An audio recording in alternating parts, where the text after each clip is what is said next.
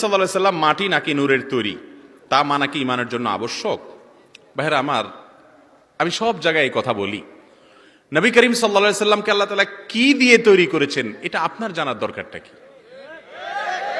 আদার ব্যাপারীর জাহাজের খবর নেওয়ার তো কোনো প্রয়োজন নাই, নামাজের খবর নাই, রোজার খবর নাই, হক হালালের খবর নাই, নবী নূরের তৈরি না, মাটিতে টেনে মারামারি করতে করতে শহীদ হয়ে যেতেছে।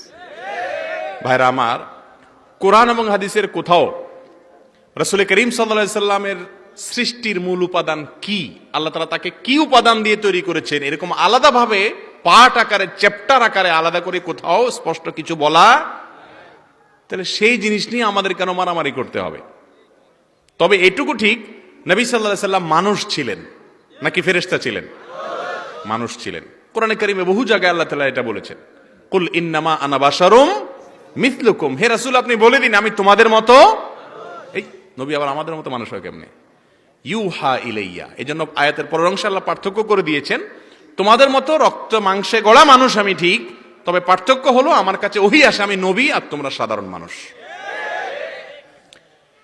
আমাদের যে সমস্ত ভাইরা মনে করেন নবী করিম সাল্লাল্লাহু আলাইহি সাল্লামকে মাটির তৈরি বললে ওনার অপমান হয়, মাটি একটা তুচ্ছ জিনিস, নূর মানে লাইট, আলো, এটা দামি জিনিস, তারা নবী সাল্লাল্লাহু আলাইহি সাল্লামকে নূরের তৈরি বলেন এই জন্য যে নবীর মর্যাদা নাকি এতে কি বৃদ্ধি পাবে। মাটির তৈরি বললে অপমান হয়ে যায়, মাটি ছালি এটা কোনো একটা জিনিস হলো?